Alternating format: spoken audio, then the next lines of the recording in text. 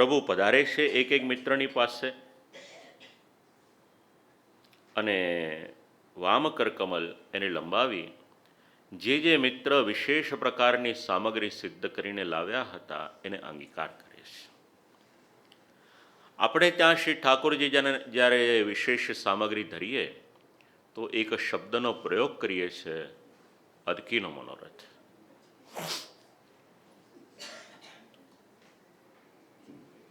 દરેક મિત્રની પાસેથી સામગ્રી લે. આમ કરતાં કરતાં એક મિત્ર દહીં લાવ્યા હતા. ઠાકોરજી દહીંનો સ્વાદ લેતા જાય અને એનો વખાણ કરતા જાય. આમ કરતાં કરતાં બધી જ સામગ્રી અંગીકાર કરી ગયા. મિત્રો કહેવા લાગ્યા કે કૃષ્ણ, આ દહીંના આટલા બધા વખાણ કરો છો તો અમને તો ચખાડો કે આ સામગ્રી કેવી છે. એટલે પ્રભુએ જવાબ આપ્યો કે દહીં તો હું અંગીકાર કરી ગયો, પણ કોઈની ઈચ્છા હોય તો સાંભળો.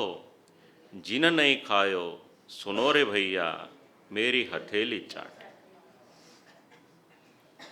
આજ દધી મીઠો મદન ગોપાલ એ આવ્યું ક્યાંથી એ વિચારીશું તો આપણને ભાગવત પ્રમાણ મળશે. બ્રહ્માજીને થયું કે આમને ભગવાન કહેવાતા હશે. એઠા જૂઠાનો વિવેક નથી. દૂર ચરી રહેલા વાછરડાઓ હતા, પોતાની પાસે લીધા. ભગવાને વિચાર કર્યો કે મેં બ્રહ્માજીને બનાવ્યા, બ્રહ્માજી મને બનાવવા નીકળ્યા. પોતાના શિયંગમાંથી એવા જ બાલમિત્રો, એવા જ વાછરડા એનું નિર્માણ કર્યું.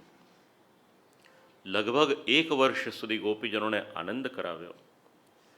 બ્રહ્માજીને આશ્ચર્ય થયું, પોતાની ભૂલ સમજાઈ. પ્રભુની પાસે આવી, મસ્તક નમાવી, પ્રણામ કરી, વિનંતી કરી. ન મિડ્યતે બ્રવપુષે તડિદંબરાય. પ્રભુની શ્રીકંઠમાં ધારણ કરેલી ગુંજામાલા યુક્ત સ્વરૂપ એનું વર્ણન બ્રહ્માજીએ કર્યું. તત્પશ્ચાત પ્રભુએ ગોચારણ કરવાની શરૂઆત કરી. અત્યાર સુધી વાછરડાઓ ચરાવતા હતા, હવે ગાયો ચરાવવાની શરૂઆત કરી. ગોપાષ્ટમીનો ઉત્સવ, કારતક માસ, શુક્લ પક્ષ, અષ્ટમીની તિથિ. આ દિવસે શ્રી ઠાકોરજીએ વ્રજમાં પહેલવહેલી વખત વાછરડાઓને બદલે ગાયો ચરાવવાની શરૂઆત કરી. એ ઉત્સવને આપણે ત્યાં ગોપાષ્ટમી આ નામથી આપણે જાણીએ છીએ. કોટામાં શ્રી મથુરાનાથજી બિરાજમાન છે. ગૌચારણ લીલાનું આ સ્વરૂપ, એનું અનુસંધાન આપણને ત્યાંથી મળે છે. તટસ્ય પૌગંડ વયશ્રિતૌ વ્રજે. પૌગંડ વયની લીલા, શ્રી ઠાકોરજીની, શ્રી મથુરાનાથજીની લીલા. ધેનુક નામનો અસુર આવ્યો. તાડના વૃક્ષ ત્યાં આગળ હતા. ધેનુક નામનો અસુર આવ્યો, એનો વધ કર્યો. ધેનુકાસુર એ દેહાધ્યાસ છે. એક સાથે 5 અધ્યાસ કયા છે પછીથી સમજાવી દઈશ, પણ એટલું ધ્યાન રાખજો કે ધેનુકાસુર એ દેહાધ્યાસ. ભોગની જેટલી સામગ્રી હોય કેવળ આપણે આપણા દેહને માટે રાખીએ, આ દેહાધ્યાસનું સ્વરૂપ છે. યમુનાજીનો એક ધરો વિષયુક્ત હતો. મિત્રોએ વિનંતી કરી. પ્રભુએ શ્રી યમુનાજીના ધરામાં પ્રવેશ કર્યો, છલાંગ લગાવી. કાલીય નામનો નાગ ત્યાં આગળ નિવાસ કરતો હતો. પ્રભુને કષ્ટ આપવાને માટે આવ્યો. ઇન્દ્રિયનો અધ્યાસ, ઇન્દ્રિયાધ્યાસ રૂપી કાલીય નાગ હતો. યુદ્ધ કરતાં કરતાં પ્રભુએ કાલીય નાગ ક્યારેક એના પાસેથી પણ બંધાયા. સમાચાર મળ્યા યશોદાજીને, વ્રજજનોને. બધા એકત્ર થઈને યમુનાજીના તટ ઉપર આવ્યા. બલદાઉજીને ભગવાનના સામર્થ્યની ખબર હતી. બધાને ત્યાં આગળ રોકીને રાખ્યા. સાથે સાથે સમજી લઈએ, ચાલો પછી યાદ નહીં રાખવું. ઇન્દ્રિયાધ્યાસનું સ્વરૂપ આ કાલીય નાગ છે. એક વખત જય જયકાર કરો એટલે બરાબર યાદ રહી જાય. શ્રી ગોવર્ધન આ શ્રી મહાપ્રભુજીની ફિલોસોફી છે. જીવ ત્યારે ભગવાનથી છૂટો પડે છે, એનો જન્મ થાય છે ત્યારે 5 પ્રકારની અવિદ્યાની સાથે એનો સંબંધ થાય છે. અવિદ્યા એટલે પૂતના, એ તો આગળ સમજાવ્યો. ધેનુકાસુર દેહાધ્યાસ અને કાલીય એ ઇન્દ્રિયાધ્યાસ. અધ્યાસનો અર્થ થાય છે ભ્રમ. જે નથી એને માને એનું નામ ભ્રમ. અંધારું હોય, દોરડું પડ્યું હોય, આપણને ભ્રમ થાય કે આ સાપ છે. સવારે અજવાળું થાય, આપણને ખબર પડે કે આ સાપ નહીં પણ આ તો દોરડું છે. રાતનો જે ભય હતો સવારના નિવૃત્ત થયો. જીવનમાં દુઃખ શેને માટે છે? આ 5 અધ્યાસ સમજાવે છે. જન્મ થાય, સમજણ આવે, અવિદ્યાની સાથે સંબંધ થાય, ભગવાનનો સંબંધ આપણે ભૂલીએ, હું અને મારું આ 2 શબ્દમાં આપણે અટવાઈએ. પછી જીવ જુદો અને દેહ જુદો, આ સમજણ આપણને રહે નહીં. એટલે દેહની સાથે જેટલું જોડાયેલું હોય, જીવ એને પોતાનું સ્વરૂપ સમજી લે. આનું નામ અધ્યાસ. જીવ એમ જ માને કે આ દેહ એ હું જ છું, આમ દેહમાં આસક્ત થઈને રહે. એનું નામ દેહાધ્યાસ. એ જ જીવ ક્યારેક ઇન્દ્રિયોમાં આસક્ત થાય. કોઈના નેત્ર સારા હોય એને એ ઇન્દ્રિયમાં આસક્તિ થાય. કોઈની શ્રવણ કરવાની શક્તિ સારી હોય એને એમાં આસક્તિ થાય. કોઈનું રૂપ સારું હોય એમાં આસક્તિ થાય. આમ પોતાનું મૂળ સ્વરૂપ ભૂલી ઇન્દ્રિયમાં આસક્ત થાય. એનું નામ છે ઇન્દ્રિયાધ્યાસ. ઇન્દ્રિય તો 5 કર્મેન્દ્રિય અને 5 જ્ઞાનેન્દ્રિય, પણ હજારો રીતે આપણને લૂંટે છે. એ જ આ કાલીય નાગ એની ફણા છે. ક્યારેક આપણને અભિમાન આવે, મારી જેવું સ્વરૂપવાન કોઈ નથી. ક્યારેક અભિમાન આવે, મારી જેવું કાર્ય કોઈ કરી ન શકે. ભગવાન આપણા માથા પર ચડે, અભિમાનની જે ફણાઓ હોય એને દબાવે. નરમ પડીએ આપણે, એટલે પાછા પ્રભુની પાસે જઈને વિનંતી કરીએ કે પ્રભુ, આપની સિવાય આ કાર્ય થઈ ન શકે. આ અભિમાન દૂર થાય. આ જ કાર્ય અહીંયા આગળ કરેલું છે. કાલીય નાગ, અનેક પ્રકારનું અભિમાન, ભગવાન એને દૂર કરે છે. આ બધા જ અસુરોનું સ્વરૂપ આચાર્ય શ્રી વલ્લભ સમજાવે છે. એવું નથી કે કોઈ રાક્ષસ એમને આવ્યો ને ભગવાને એનો વધ કરી નાખ્યો. આ કોઈ કાલ્પનિક પાત્રો નથી બધા. એક પગથિયું ઉપર એની શું વિચારવું જોઈએ એ દ્રષ્ટિકોણ આચાર્ય શ્રી વલ્લભની પાસે છે. વિષય રસથી છલોછલ ભરેલી આપણી ઇન્દ્રિયો, એ જ કાલીય નાગના વિષયુક્ત જેટલા મસ્તકો છે. એક એક મસ્તક ઉપર નૃત્ય કરતા કરતા ઇન્દ્રિયોને દબાવી એમાંથી લોહી નીકળવા માંડ્યું. નાગપત્નીઓ પાસે આવી અને આવેલી નાગપત્નીએ વિનંતી કરી કે પ્રભુ, આપનો દંડ એ પણ અનુગ્રહ સ્વરૂપ છે. ક્ષમાયાચના કરી. કાલીએ વિનંતી કરી. ભગવાને કહ્યું કે આ સ્થાન છોડી અને બીજા સ્થાનમાં જઈ અને નિવાસ કરો. પ્રભુ બહાર પધાર્યા. બધા જ ત્રસ્ત થયા હતા. રાત્રિનો સમય થવા આવ્યો, સાયંકાલ થયું. વ્રજજનોએ વિચાર કર્યો કે હવે પાછું આપણે આપણા ઘરે નથી જવું, આ વનમાં જ આપણે સૂઈ જઈએ. વનમાં નિવાસ કર્યો. રાત્રિનો સમય અને એક દાવાગ્નિ, અગ્નિ આવ્યો. અગ્નિની ભીષણતા હોય, ધારે એને બાળીને ભસ્મ કરી શકે. કોઈ બચી ન શકે એમાંથી. મૃત્યુ તો નિશ્ચિત હોય, કઈ રીતે આવે એ આપણને ખબર પડતી નથી. એવો જ કંઈક પ્રસંગ આજે સવારે આપણા શહેરમાં બન્યો. કોઈ લેવા દેવા નહીં, અને 14 જેટલા નિર્દોષ એમના પ્રાણ ગયા. કેટલાક આ પરિવારના પણ આત્મીય હતા. આગળના 2 કે 3 દિવસ કથામાં પણ આવ્યા. જે આત્મીય સ્વજનો હતા એમના માટે, અને જે નહોતા પણ એક માનવતાનો સંબંધ હતો એમના માટે પણ આપણે શ્રી ઠાકોરજીના શ્રીચરણમાં બીજું તો કંઈ ન કરી શકીએ, કારણ પુષ્ટિમાં શોકને સ્થાન નથી. પુષ્ટિ તો એવું સમજાવે છે કે જીવ ભૂતલ પર હોય ત્યારે પણ ભગવત સેવા કરે, અને દેહ છૂટી જાય ત્યારે પણ ભગવત સેવા જ કરે. બીજું તો આપણે શું કરી શકીએ એમના માટે.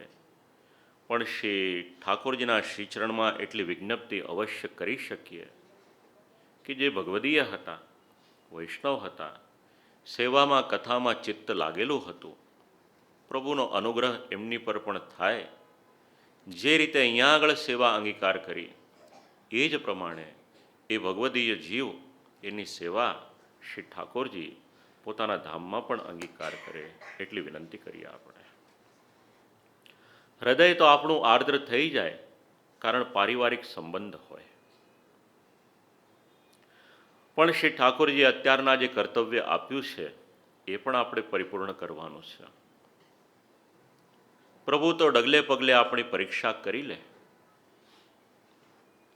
જ્યારે જ્યારે દુઃખ આવે ત્યારે આગળ કથામાં કહ્યું હતું એ પ્રમાણે ત્રિદુઃખ સહનમ ધૈર્યમ, ઠાકોરજી જ આપણને ધૈર્ય આપે, અને અનાયાસે આવેલું આ જે દુઃખ છે એ દુઃખમાંથી પ્રભુ સામર્થ્ય આપે કે આપણે એમાંથી બહાર નીકળી શકીએ.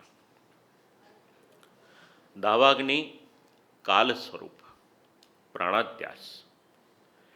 જીવ પ્રાણને જ પોતાનું સ્વરૂપ માની લે. આ દાવાગ્નિ કાલ મનુષ્યની ઉપર દોડતો દોડતો આવે છે.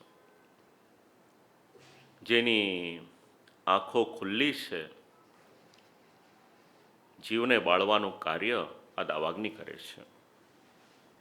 જે પણ જીવ બહિર્મુખ પ્રવૃત્તિમાં જોડાયેલો છે,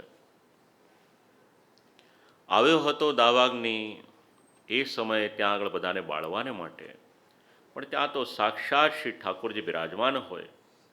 ગમે એવો અગ્નિ આવે એનું ચાલી શું શકે.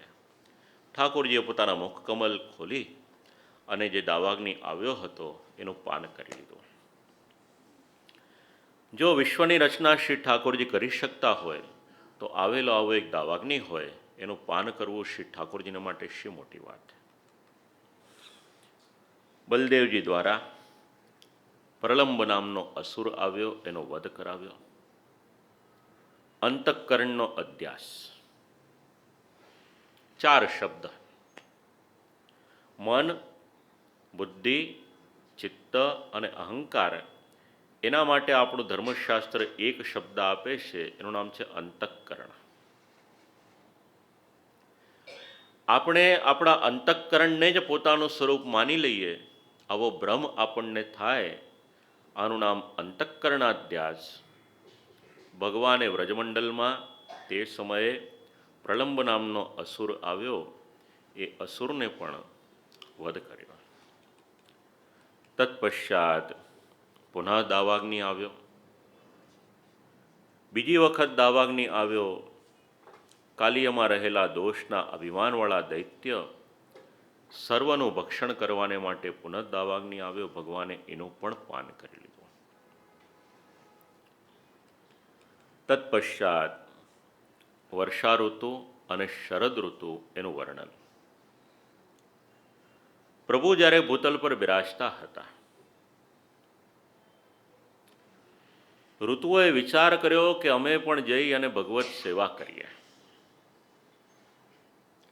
એટલે દરેક ઋતુ ભગવત સેવા કરવાને માટે મૂર્તિમંત સ્વરૂપ ધારણ કરી અને ભૂતલ પર આવે છે. ઋતુઓ કેટલી છે? હાજી, 6 ઋતુઓ. આ 6 ઋતુનો સંબંધ પુષ્ટિમાર્ગીય સેવા પ્રણાલિકામાં ક્યાંક પણ ખરો કે નહીં?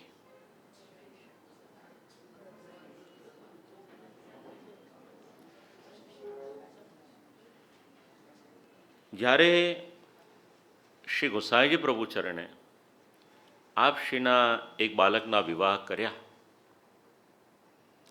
ત્યારે શ્રી ઠાકોરજીની આજ્ઞા થઈ કે મારે માટે એક મનોરથ કરો, અને એ મનોરથનું નામ ષડ ઋતુનો મનોરથ, ષડ ઋતુ કહીએ કે ષટ ઋતુ કહીએ, કોઈ પણ શબ્દ પ્રયોગ કરીએ.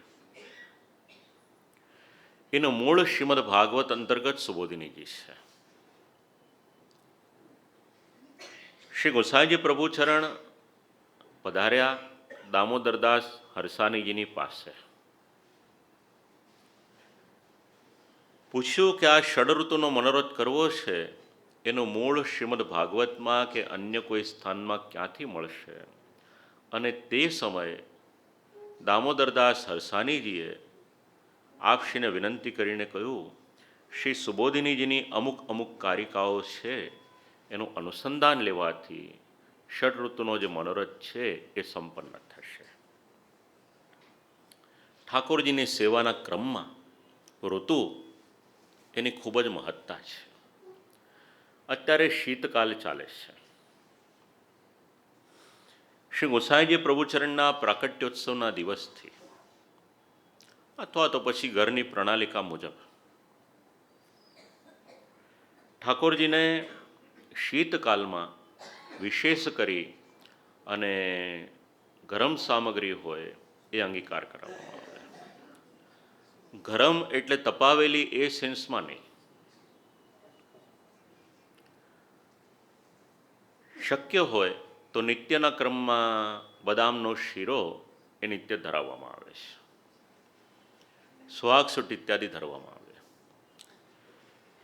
જેમ જેમ ઋતુ બદલાય એમાં સામગ્રીનો ક્રમ બદલાતો જાય. જ્યારે ગરમીની ઋતુ હોય ત્યારે ઠાકોરજીને સુખ પહોંચે એના માટે ગુલાબજલ, ગુલકંદ અને આવા પ્રકારની જેટલી સામગ્રી હોય એ ધરાવાય. ઠાકોરજી જ્યારે ભૂતલ પર બિરાજમાન હતા, વર્ષા ઋતુ અને શરદ ઋતુ એનું વર્ણન આવ્યું. ઉત્તમમાં ઉત્તમ સ્વરૂપે આ બંને ઋતુ શ્રી ઠાકોરજી સુખપૂર્વક લીલા કરી શકે એટલા માટે પોતાનું સૌંદર્ય શ્રી ઠાકોરજીની સેવામાં સમર્પિત કરે છે. એની પછી વેણુગીતનો પ્રસંગ. શ્રીમદ ભાગવતજીમાં 5 ગીત અને પ્રણય ગીતની ગણતરી કરીએ તો 6.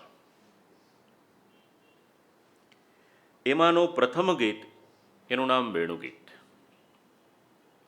ઘણી જગ્યાએ 7 દિવસના કેવલ વેણુગીત એના સત્રના પણ આયોજન થાય છે.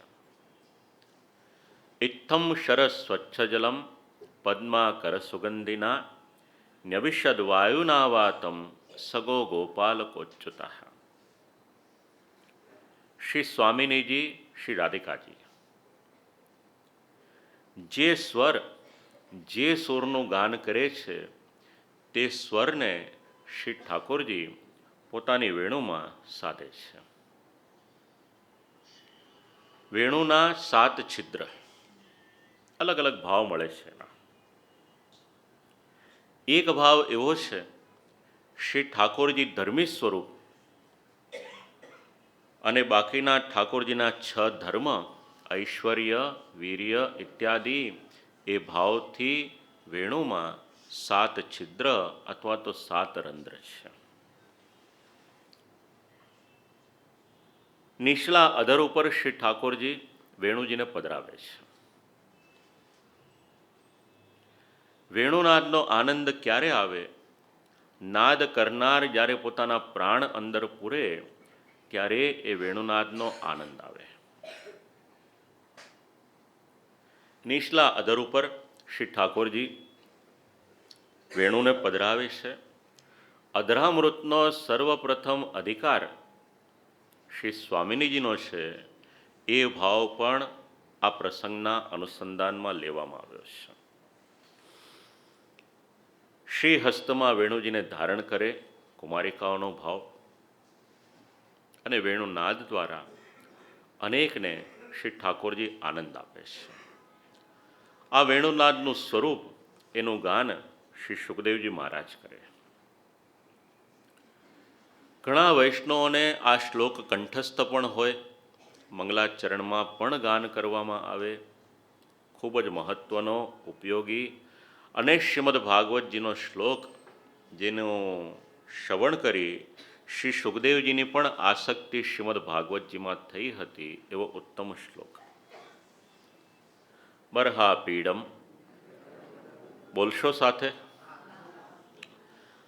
બરહાપીડમ નટવર વપુ કર્ણયો કર્ણિકારમ બિભ્રદવાસ કનકકપિશમ વૈજયંતીમ ચ માલામ રંધ્રાન્વેણોરધરસુદયા પૂરયન ગોપવૃંદૈર વૃંદારણ્યમ સ્વપદરમણમ પ્રાવિશદ ગીતકીર્તિ. ભગવત સ્વરૂપ કેવું? તો બરહાપીડમ. બરહ એટલે પીછું. શ્રી ઠાકોરજી શ્રી મસ્તક ઉપર મયુરનું પીછ ધારણ કરે એના અલગ અલગ કારણો એ વર્ણન કરવામાં આવ્યા છે. મયુર પીચ્છ અને વેણુજી એ વગરનું શ્રી કૃષ્ણનું સ્વરૂપ એની આપણે કલ્પના ન કરી શકીએ. કેવા છે ભગવાન? નટવર વપુ. વિશ્વમાં જેટલા જેટલા નટ છે એ બધામાં અગર કોઈ શ્રેષ્ઠ છે, વર છે, તો એ ભગવાન છે. સાતે સાત અથવા તો આઠે આઠ વિભક્તિમાં જે બંધ બેસતો શબ્દ છે એ નટવર છે. કર્ણયો કર્ણિકારમ. કર્ણિકાનું એક પુષ્પ એને ધારણ કરે છે. બિભ્રદવાસક કનક કપિશમ. કનક એટલે સુવર્ણ. એનું જે પ્રમાણેનું તેજ હોય એ પ્રમાણેનું પિતાંબર, એનો રંગ શ્રી ઠાકોરજીનો છે.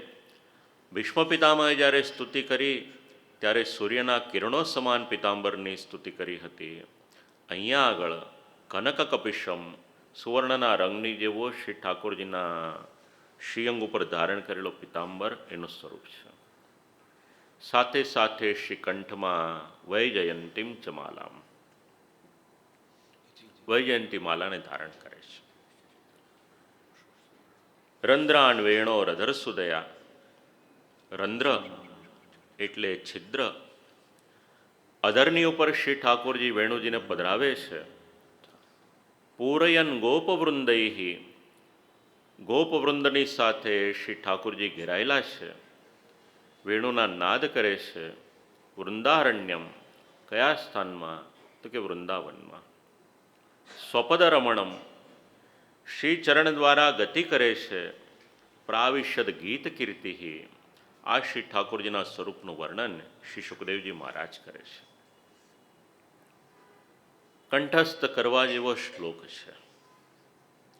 શ્રી ઠાકોરજીને શૃંગાર કરાવતા હોઈએ, સાથે સાથે શ્રીમદ ભાગવતજીના આવા કેટલાક શ્લોકોનું ગાન કરીએ તો આપણા પ્રભુ પણ પૂર્ણ રીતે પ્રસન્ન થશે. ગોપીજનોએ પ્રભુના સ્વરૂપનું વર્ણન કરવાની ઈચ્છા કરી, પણ વર્ણન કરી ન શક્યા, અટકી ગયા. પુનઃ પ્રયત્ન કર્યો તત્પશ્ચાત ગોપીજનોએ ગાન કર્યું, અક્ષણવતામ ફલવિદમ ન પરમ વિદામઃ. ઇન્દ્રિયોનું ફલ શું? ગોપીજનો વર્ણન કરે છે. ભગવાને આપણને ઇન્દ્રિય આપી, જ્યાં સુધી આપણે એ ઇન્દ્રિયને ભગવત સેવામાં જોડીએ નહીં, ત્યાં સુધી એ ઇન્દ્રિયની સાર્થકતા નથી. જે પણ ઇન્દ્રિય આપી એને ભગવત સેવામાં જોડવાની. આપણે જ્યારે ગદ્ય મંત્ર બોલીએ છીએ ત્યારે શ્રી ઠાકોરજીની સામે પ્રતિજ્ઞા કરીએ છીએ, યાદ કરશો તો ખ્યાલ આવશે, દેહની સાથે સાથે આપણે આપણી ઇન્દ્રિયો પણ પ્રભુની સાથે જોડીએ છીએ. દેહ, ઇન્દ્રિય, પ્રાણ, અંતઃકરણ આ બધું શ્રી ઠાકોરજીના શ્રીચરણમાં નિવેદિત કરીએ છીએ. હવે ભગવાનને આપણે વચન આપીએ કે પ્રભુ ઇન્દ્રિયો દ્વારા આપની સેવા કરીશ, અને પછી આપણે વર્ષમાં એક જ વખત શ્રી ઠાકોરજીની સન્મુખમાં જઈએ તો પરિસ્થિતિ કેવી થાય? સ્ત્રીના લગ્ન થાય, પતિને મોઢે ખૂબ સારા શબ્દો બોલે, પણ પતિની સેવા કરવાની વાત આવે તો એક જ વખત હાથ પગ ચલાવે તો પતિ પ્રસન્ન થાય કે અપ્રસન્ન? આપણે ભગવાનને પ્રોમિસ આપ્યો, વચન આપ્યું કે પ્રભુ આ બધું જ આપની સાથે જોડ્યું, આપને સોંપ્યું. ગોપીજનો આ જ વાત સમજાવે છે, અક્ષણવતામ ફલવિદમ ન પરમ વિદામઃ. અક્ષ એટલે કેવળ આંખ નહીં, પણ જેટલી જેટલી ઇન્દ્રિયો છે એ બધી જ આપણે ભગવત સેવામાં જોડીએ.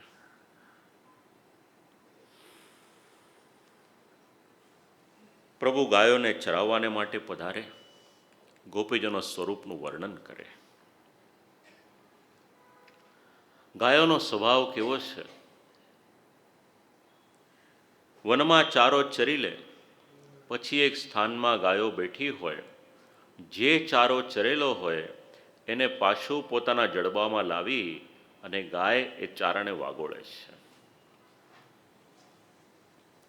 ભગવાનના ચરિત્રને આપણે શ્રવણ કરીએ, શ્રવણ કર્યા પછી આપણે પણ જ્યારે જ્યારે અવસર મળે એ ચારાને વાગોળીએ તો એમાં આપણો આનંદ છે. ઠાકોરજીના વેણુનાદ થાય, આકાશમાંથી પસાર થતા દેવાંગનાઓ હોય એ પણ ત્યાં ને ત્યાં અટકી જાય. આવી રીતે અનેક વર્ગને શ્રી ઠાકોરજી આનંદ કરાવે. તત્પશ્ચાત ચિરહરણ લીલાનો પ્રસંગ. ઘણા શ્રોતાઓને, ઘણા સેવકોને ઘણી બધી શંકાઓ હોય છે ચિરહરણ લીલાને માટેની. ટીકા વાંચશો તો શંકાનું સમાધાન થઈ જશે. એક વાક્ય યાદ રાખવું હોય તો એટલું રાખવાનું, ભગવાન તમારી મારી જેવા લૌકિક નથી, ભગવાન અલૌકિક.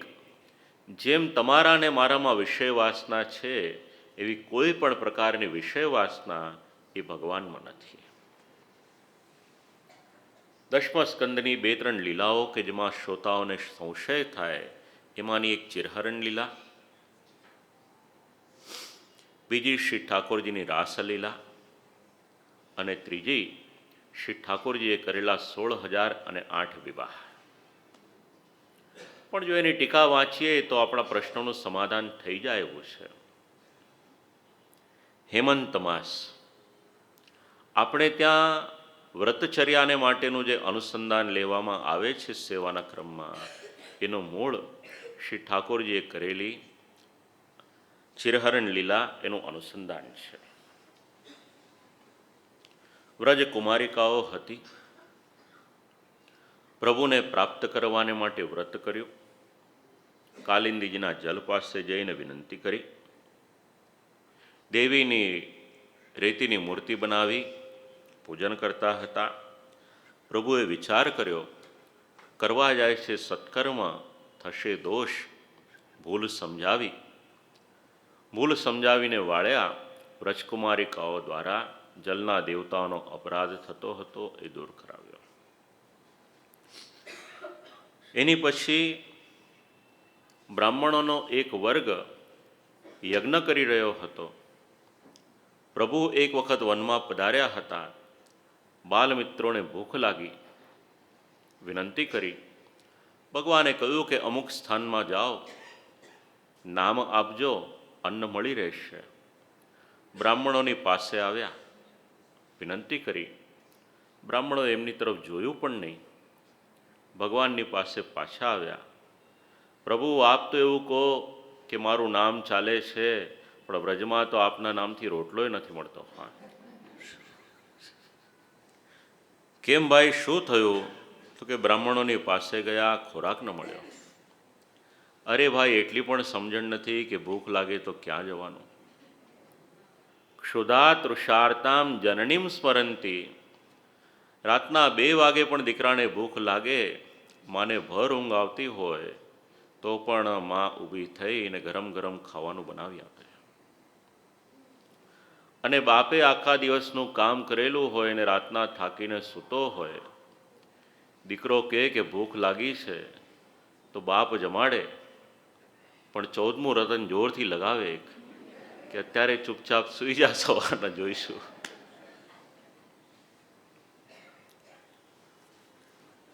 બ્રાહ્મણોની પત્નીની પાસે આવે.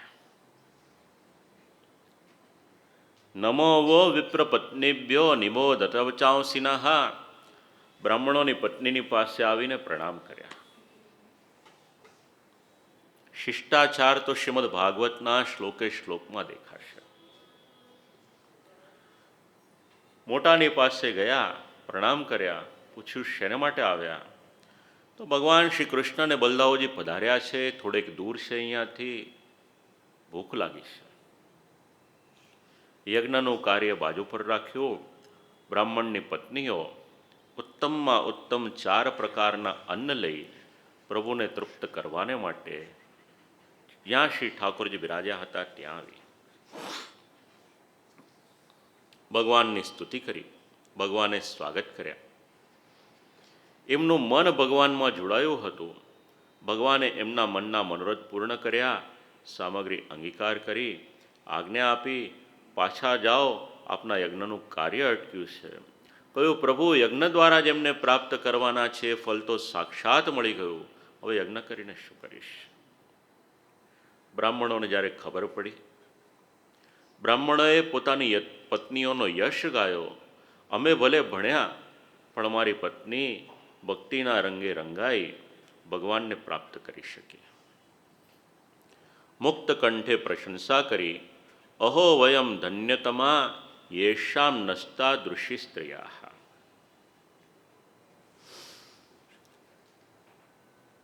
પ્રભુ પધાર્યા. પોતાના સ્થાનમાં આવીને જુએ છે તો યજ્ઞની તૈયારી થઈ રહી હતી.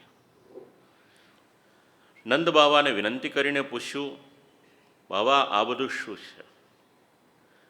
ભગવાન અપી તત્રૈવ બલદેવેન સંયુતા અપશ્યન નિવસન ગોપાન ઇન્દ્રયાગ કૃતોદ્યમાન.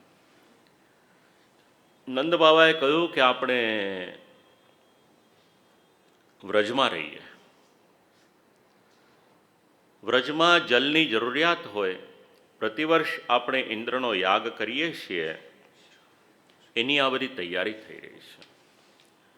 ભગવાને વિચાર કર્યો, અત્યાર સુધી જે પરંપરા ચાલી, ઇન્દ્રએ પણ પોતાનો અધિકાર ન હતો એ અન્ન ગ્રહણ કર્યું. લાવો જરા ઇન્દ્રને પણ સમજણ આપવું. વ્રજવાસીઓ પણ અન્ય સ્થાનમાં છે, એમને એમના મૂળ સ્થાનમાં પાછા પ્રતિષ્ઠિત કરો. એટલે ભગવાને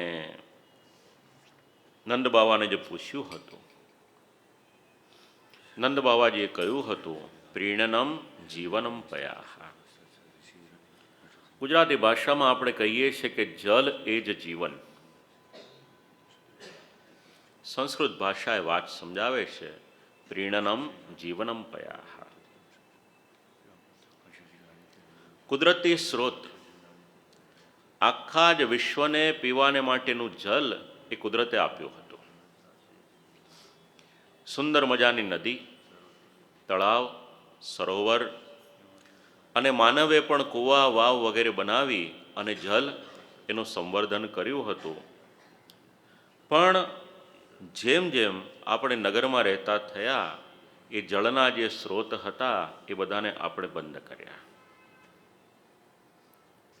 આજની પરિસ્થિતિ એ આવી, ઘરની બહાર જઈએ, પીવાને માટે શુદ્ધ જલ જોઈતું હોય તો એ પણ મળે કે કેમ એ પ્રશ્ન. 40 વર્ષ પહેલાંનું મુંબઈ યાદ કરીશું તો ઠેર ઠેર કૂવાઓ હતા, એ પણ બંધ કર્યા આપણે.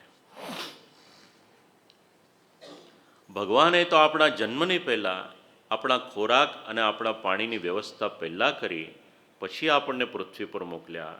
સૃષ્ટિનો ક્રમ વાંચશો તો ખબર પડશે. મનુષ્યની સૃષ્ટિની પહેલાં વનસ્પતિ, ઔષધિ એની સૃષ્ટિ મળે છે. પણ ભગવાને આપ્યું એને પણ આપણે સંભાળી ના શક્યા. ખૂબ જ ક્રાંતિકારી પગલું ભગવાન શ્રી કૃષ્ણની ગોવર્ધન લીલામાં છે. ગોવર્ધન લીલા દ્વારા વ્રજમંડલના જેટલા કુંડ હતા, જેટલા કૂપ હતા, જેટલા જલ સંગ્રહ કરવાના સ્થાન હતા, એને પ્રભુએ નવપલ્લવિત કરેલા છે. આપણને તો લાગે કે કેવળ ગોવર્ધન ધારણ કર્યા છે, પણ એટલું જ નથી.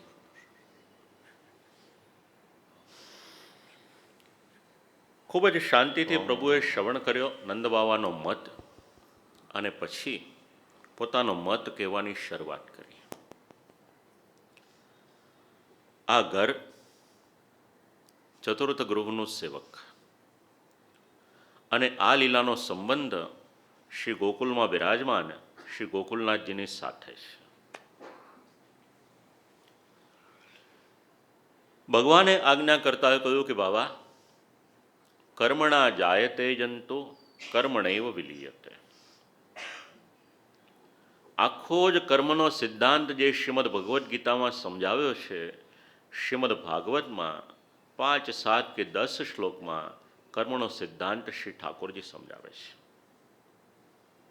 પ્રભુ સમજાવે છે, સુખમ દુઃખમ ભયમ ક્ષેમમ કર્મણૈવાભિપદ્યતે. સુખ હોય, દુઃખ હોય, ભય હોય કે કલ્યાણ હોય, એના મૂળમાં અગર કંઈક છે તો આપણું કરેલું કર્મ છે. આપણને એનો ખ્યાલ નથી, એટલે આપણે એનો દોષ ભગવાન ઉપર નાખીએ છીએ. પણ આપણા પુરાણને ઇતિહાસ વાંચીશું તો ખબર પડશે કયું દુઃખ શેને માટે આવે છે જીવનમાં, એનું નિરૂપણ આપણા ધર્મગ્રંથોમાં કરેલું છે. કયું બાબા, આપ એવું માનો છો કે આ બધું ઇન્દ્ર કરે છે, પણ આ ઇન્દ્ર નહીં, કર્મૈવ ગુરુરીશ્વરાહ. મનુષ્યનો ગુરુ અગર કોઈ હોય તો એ બીજું કોઈ નહીં પણ એનો કર્મ છે. કર્મને કારણે જ એ પ્રમાણેનું એનું ફળ મળે છે. આપણે વૈશ્ય છીએ, કૃષિ, વાણિજ્ય અને ગોરક્ષા આ 3 આપણા કર્મ છે. આપણે ઇન્દ્રની પર નિર્ભર કરીએ એની કરતાં આપણે શ્રી ગિરિરાજ ગોવર્ધનનો યાગ કરીએ તો ઉત્તમ છે. કારણ આપણને જલ જોઈએ, શ્રી ગિરિરાજજી બાબા આપે. જ્યાં વધારે માત્રામાં વૃક્ષો હોય ત્યાં આગળ વરસાદ થાય. આખું વિશ્વ આજે સ્વીકારે છે.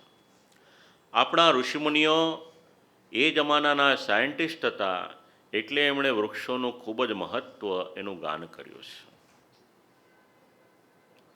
પીપળાનું વૃક્ષ ક્યાં હોવું જોઈએ અને તુલસીજીનો છોડ ક્યાં હોવો જોઈએ, એ દ્રષ્ટિ પણ ઋષિમુનિઓની પાસે હતી કે કયા વૃક્ષમાંથી, કઈ ઔષધિમાંથી આપણને પ્રાણવાયુ મળી શકે છે.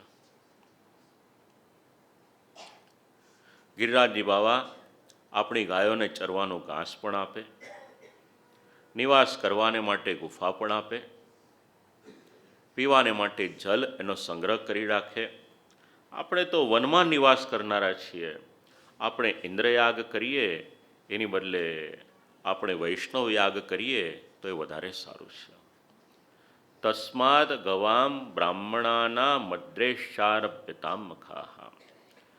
બ્રાહ્મણ યાગ કરો, બ્રાહ્મણોને તૃપ્ત કરો. ગાયોનો યાગ કરો, ગાયોને તૃપ્ત કરો. અને શ્રી ગિરિરાજજીને તૃપ્ત કરવાને માટે ગિરિરાજ ગોવર્ધન એમનો યાગ કરો. ત્રણની આજ્ઞા શ્રી ઠાકોરજીએ કરી. શબ્દ જરા સમજવા જેવો છે.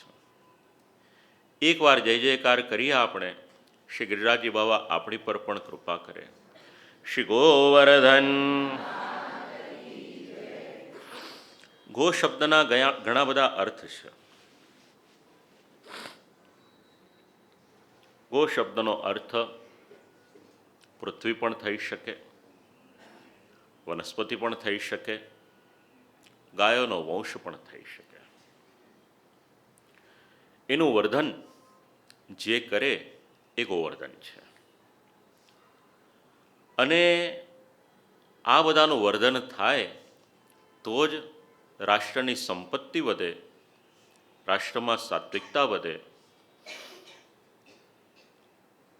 વિનંતી કરી નંદ બાબાએ કે અમે કોઈ દિવસ આ યાગ કર્યો નથી, કઈ રીતે કરવાનો? કહ્યું આપ ચિંતા ન કરશો, એનો માર્ગ હું બતાવું. હા, હવે આપણે ત્યાં નૂતન વર્ષનો સમય, આપણે ત્યાંના નંદાલયમાં અને વૈષ્ણવોના ઘરે શ્રી ઠાકોરજીને અન્નકૂટ અંગીકાર કરાવવામાં આવે છે. એનો પ્રકાર શ્રીમદ ભાગવતજીના શ્લોકમાંથી મળે છે. આપણને વિનંતી કરીને પૂછ્યું કે શ્રી ઠાકોરજીને વિનંતી કરી કે આપ જે કહો છો એ ગોવર્ધન યાગ કઈ રીતે કરવાનો? એટલે કહ્યું બાકીની બધી તૈયારી કરી છે એ પ્રમાણે ભલે કરી, પણ શ્રી ગિરિરાજજી બાવાને માટે વિશેષ પ્રકારમાં સામગ્રી સિદ્ધ કરીને પધરાવો. પચ્યંતામ વિવિધા પાકાહ સોપાંતા પાયસાદયા સંયાવાપુપશસ્કુલ્ય સર્વદોહશ્ય ગૃહ્યતામ. આખા જ વ્રજમંડળની જેટલી જેટલી ગાયો હોય એ દૂધ હમણાં વેચશો નહીં, બધું જ દૂધ એકત્ર કરી શ્રી ગિરિરાજજી બાવાની સામગ્રી સિદ્ધ કરો. વિવિધા પાકઃ એટલે શું? એટલે આપણે અન્નકૂટમાં જે સામગ્રી સિદ્ધ કરીએ છીએ એનું મૂળ સમજાવ્યું. એક પ્રકારની સામગ્રી એટલે ભરજનમ, ભૂંજવાના પદાર્થો. ભૂંજવાના પદાર્થો. બીજા પ્રકારની સામગ્રી જલપચન એટલે જલમાં પકવવાની સિદ્ધ કરવાની જેટલી સામગ્રી હોય તે. એની પછી તૈલ, ઘૃત, દુગ્ધ, દધી. તૈલ ઘી અથવા તો પછી તેલ. તેલનો મૂળ અર્થ તો તેલ જ થાય, પણ કોઈક સામગ્રી ઘીમાં પણ સિદ્ધ કરવાની હોય, કોઈક તેલમાં સિદ્ધ કરવાની હોય. દુગ્ધ એટલે દૂધ, દધી એટલે દહીં. આમાં વિવિધ પ્રકારની સામગ્રી એને સિદ્ધ કરો. પાકાહ પરિગૃહિતાહ તેન નાનાવિધાની ભક્ષ્યાણી સેચ્યંતી. આ બધી જ સામગ્રી આપણે સિદ્ધ કરીએ, એમાં સામગ્રી કયા ક્રમમાં સિદ્ધ કરવાની એ પણ સમજણ આપી. પાયસમ દૂધપાક. બે સામગ્રી છે, એક દૂધપાક અને બીજું ખીર. ઠાકોરજીને ધરો છો? હા કે ના? તો ખીરનું સ્વરૂપ શું છે ખ્યાલ છે? હાજી, બરાબર. હવે આપણે ખીર ધરીએ શ્રી ઠાકોરજીને, તો એ નિત્યની સામગ્રીમાં આવે કે ઉત્સવની સામગ્રીમાં? હાજી, ઉત્સવની, નિત્યની? અડધા અડધા જવાબ આપે છે. ચાલો જરા એક વખત આપણે વાત સમજી લઈએ. એક સેવક હતા. સમાચાર મળ્યા કે શ્રી આચાર્ય ચરણ પધાર્યા છે. કથાનો વક્તવ્યનો વચનામૃતનો આરંભ કરવાના છે. કથાનો તો નહીં પણ વચનામૃતનો. ઠાકોરજીની સેવા પહોંચવાની હતી. સામગ્રી સિદ્ધ કરી, અતિશય ગરમ સામગ્રી ઠાકોરજીને અંગીકાર કરાવી અને સીધા શ્રી મહાપ્રભુજીની સન્મુખ ગયા. શ્રી આચાર્ય ચરણ બિરાજ્યા હતા. વચનામૃતનો આરંભ કરવાનો હતો. ત્યાં તો શ્રી ઠાકોરજીએ આજ્ઞા કરી કે આપના સેવક આવ્યા, પણ અતિશય ગરમ સામગ્રી ધરીને આવ્યા છે. સેવકને પૂછ્યું કે ભાઈ શું ધરીને આવ્યા? ચાલો આપને ત્યાં આવું છું. શ્રી આચાર્ય ચરણ પધાર્યા. ત્યાં જોયું તો અનેક સામગ્રીમાં ખીર ધરી હતી આગળ. શ્રી ઠાકોરજીનો સ્વભાવ ખીર અતિશય પ્રિય, એટલે પાત્રમાં બધું જ ધર્યું હતું. એમાં સર્વપ્રથમ શ્રીહસ્તથી ખીર અંગીકાર કરવાને માટે શ્રી ઠાકોરજીએ શરૂઆત કરી અને અતિશય ગરમ હતી. શ્રીહસ્ત અને અધર આ બંને દાજ્યા એટલે તરત જ હાથ આમ ઝટકી દીધો.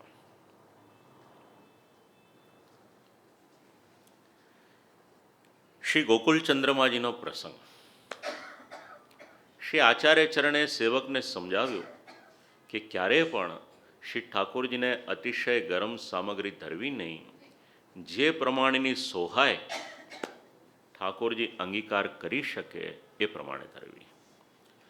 અને શ્રી ઠાકોરજીને અતિશય પ્રિય એટલે ખીર ઉત્સવની સામગ્રીમાં ન રાખતા નિત્યની સામગ્રીના ક્રમમાં રાખી. અને એમાં પણ ખીરને સખડીમાં ન ગણતા અનસખડીમાં ખીરની ગણતરી કરવામાં આવે. આવું તો ઘણું બધું છે, પણ ઘડિયાળ એનું કામ કરે છે એટલે પછી અટકી જવાય છે.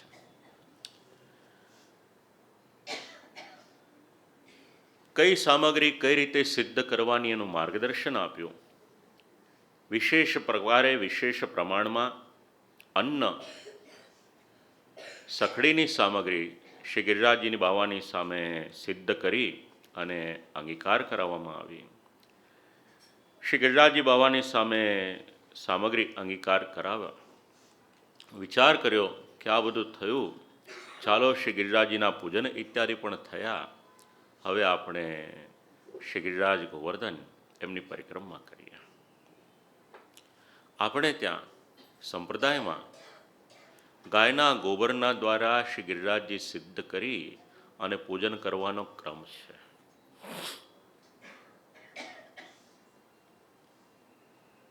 સંબંધ નાથદ્વારાની સેવા પ્રણાલિકા એની સાથે જોડાયેલો છે. કાલે સમય હશે તો કદાચ કંઈક વિચારીશું. શ્રી ઠાકોરજીને અન્નકૂટ અંગીકાર કરાવવામાં આવ્યો. બધી જ સામગ્રી ધરવામાં આવે, મધ્યમાં અન્નનો કૂટ અંગીકાર કરાવવામાં આવે, પણ જ્યાં સુધી એની પર તુલસીપત્રની માલા અને બાજરાના રોટલા ન ધરીએ ત્યાં સુધી અન્નકૂટ એ અધૂરો છે. ઘરે ગમે તેટલા સોના ચાંદીના પાત્ર હોય, પણ શક્ય હોય તો અન્નકૂટ એ દોનામાં સિદ્ધ કરી અને અન્ય સામગ્રી સુંદર શ્રી ઠાકોરજીને સોહાય જે પ્રમાણે અંગીકાર કરાવવાનો ક્રમ છે એ પ્રમાણે ગોઠવીએ તો પ્રભુની સાનુકૂળતા રહે. પૂછ્યું કે શ્રી ઠાકોરજી જ્યાં સુધી સામગ્રી અંગીકાર કરે, ગિરિરાજજી સામગ્રી અંગીકાર કરે ત્યાં સુધી આપણે અહીંયા એમને બેસીએ, એની કરતાં શ્રી ગિરિરાજજી બાવાની પરિક્રમા કરી આવે તો કેમ? તો કરવાની ઈચ્છા ખરી. થાકી નહીં જાઓ ને? ક્ષણભર માટે આપણે ભૂલી જઈએ. પ્રેમપુરી આશ્રમમાં આપણે કથામાં છીએ, અનુસંધાન લઈ લઈએ. શ્રી ગિરિરાજજી બાવાના મુખારવિંદ ઉપર છીએ. એકવાર પ્રેમથી જય જયકાર કરી અને આપણે યાત્રાનો પ્રારંભ કરીએ. શ્રી ગિરિરાજ શ્રી ગિરિરાજજી બાબાને દંડવત પ્રણામ કરીએ, મુખારવિંદ ઉપર દંડવત પ્રણામ કરીએ, દંડવતી શિલા છે ત્યાં આગળ દંડવત પ્રણામ કરીએ, વિનંતી કરીએ, પ્રભુ આપની શરણે આવ્યા છીએ, કૃપા કરી અનુગ્રહ કરજો, વારંવાર બોલાવતા રહેજો, અવારનવાર આપશ્રીની પરિક્રમા કરી શકીએ એવો અનુગ્રહ આપ કરજો. દંડવતી શિલાને પરિક્રમા પ્રણામ કરી પરિક્રમાનો આરંભ કરીએ. પરિક્રમા કરતાં કરતાં માર્ગમાં કોઈ પણ પ્રકારની લૌકિક વાત કરવાની નહીં. કેવળ અને કેવળ ભગવાનનું નામ લેવાનું.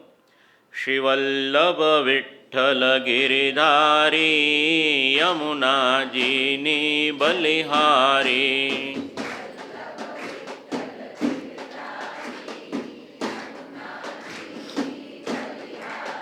શ્રી વલ્લભ વિઠ્ઠલ ગિરિધારી યમુનાજીની બલિહારી. यमुनाजी की बलिहारी. श्री वल्लभ विठ्ठल गिरिधारी यमुनाजीनी बलिहारी. श्री वल्लभ विठ्ठल गिरधारी श्री यमुनाजीनी बलिहारी. ત્યાંથી આપણે આગળ જઈએ.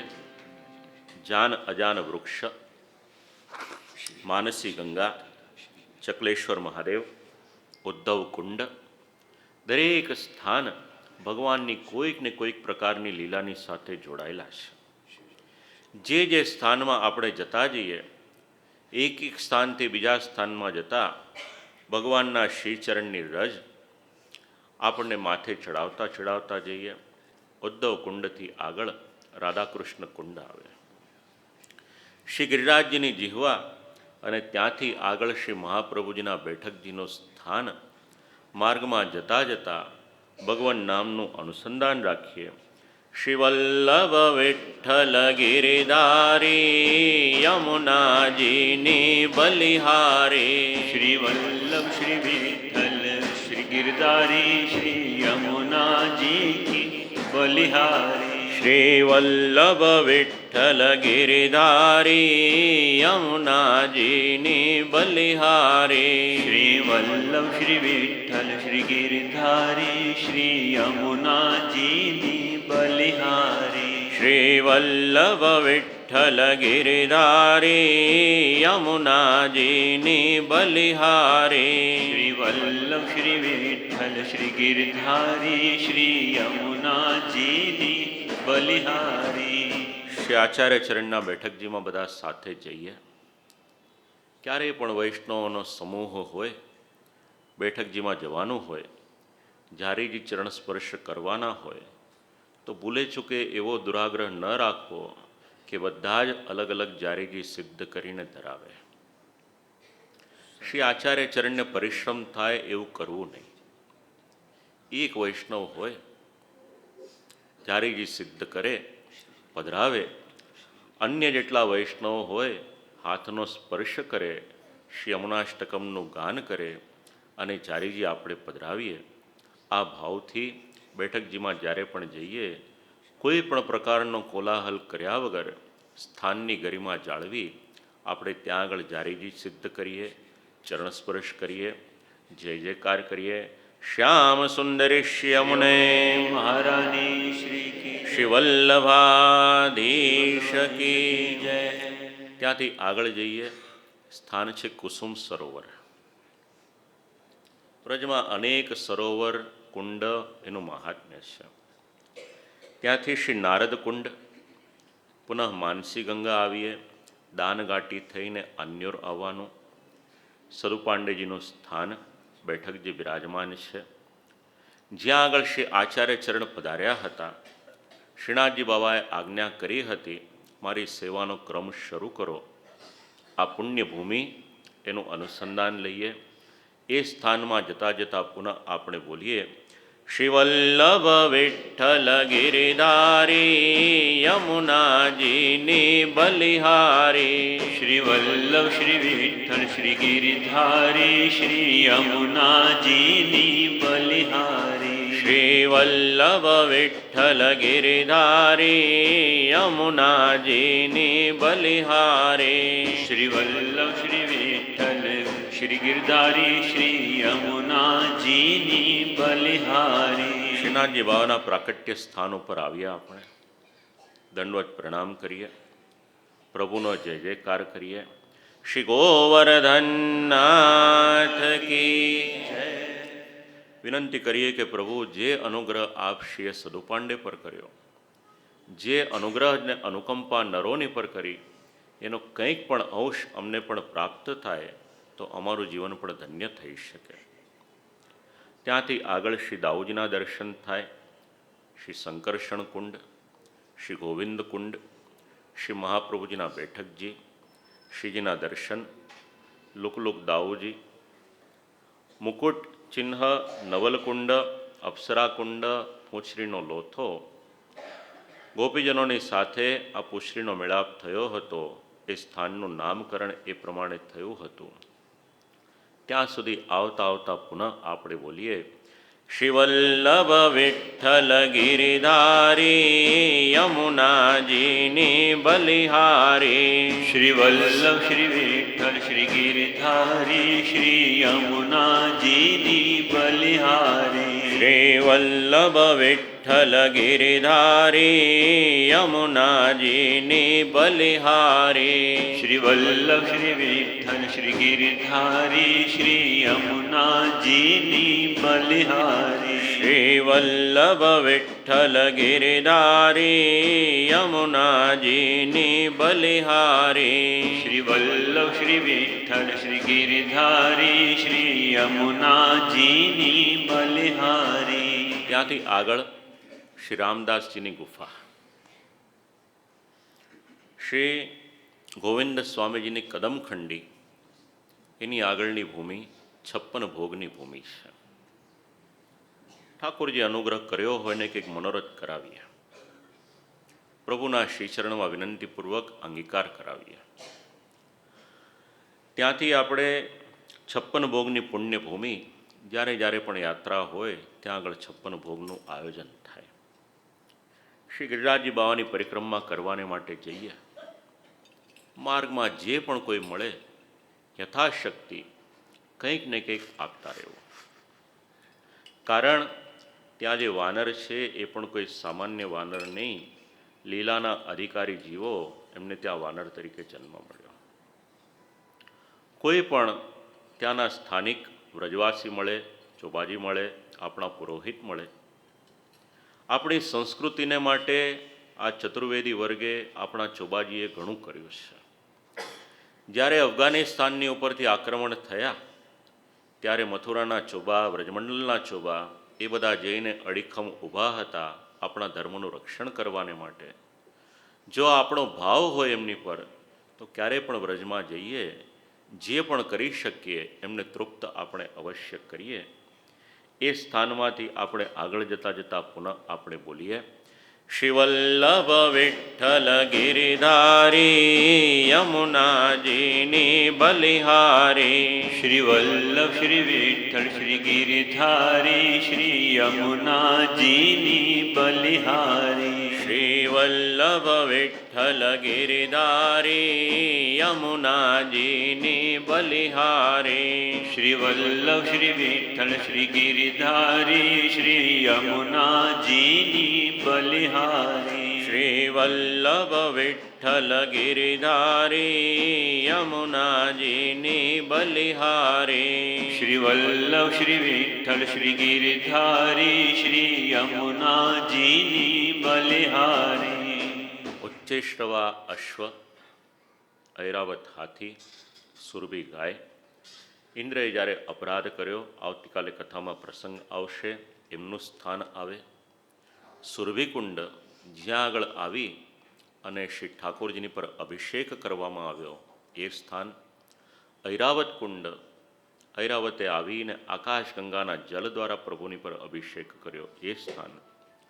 દૂધની ધારાના દર્શન, સિંદૂરી શિલા, આ બધા સ્થાનમાંથી આગળ જઈએ શ્રી વલ્લભ કુલના બાળકોના તુલસી ક્યારા, ત્યાંથી જતીપુરા મુખારવિંદ, ત્યાંથી થઈ અને મુખારવિંદ પર જ્યારે આપણે આવીએ, શ્રી ગિરિરાજજી બાબાને દંડવત પ્રણામ કરવાના હોય, માર્ગમાં ચાલતા ચાલતા પાછા આપણે બોલીએ, શ્રી વલ્લભ વિઠ્ઠલ ગિરિધારી યમુનાજીની બલિહારી. શ્રી વલ્લભ શ્રી વિઠ્ઠલ શ્રી ગિરધારી શ્રી યમુનાજીની બલિહારી. શ્રી વલ્લભ વિઠ્ઠલ ગિરિધારી યમુનાજીની બલિહારી. શ્રી વલ્લભ શ્રી વિઠ્ઠલ શ્રી ગિરધારી શ્રી યમુનાજીની બલિહારી. શ્રી વલ્લભ વિઠ્ઠલ ગિરિધારી યમુનાજીની બલિહારી.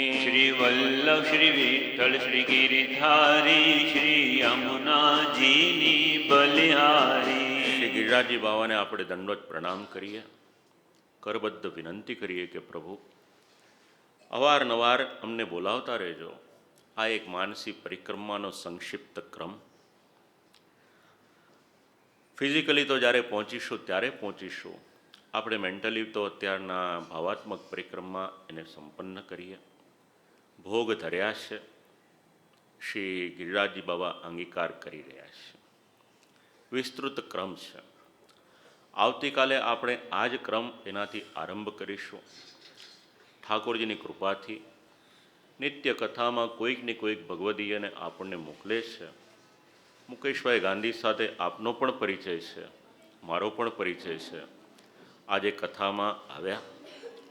ઠાકોરજીની કૃપાથી 10-12 વર્ષ તો થયા હશે. ઠાકોરજી એમની પાસે કંઈક સત્કર્મ કરાવ્યું હતું. ભગવત કૃપા એમની પર ને એમના પરિવાર પણ રહે. શ્રી ઠાકોરજીના શ્રીચરણમાં વિજ્ઞપ્તિ કરીએ, જય જયકાર કરી વિરામ લઈએ. શ્રી ગોકુલનાથ કી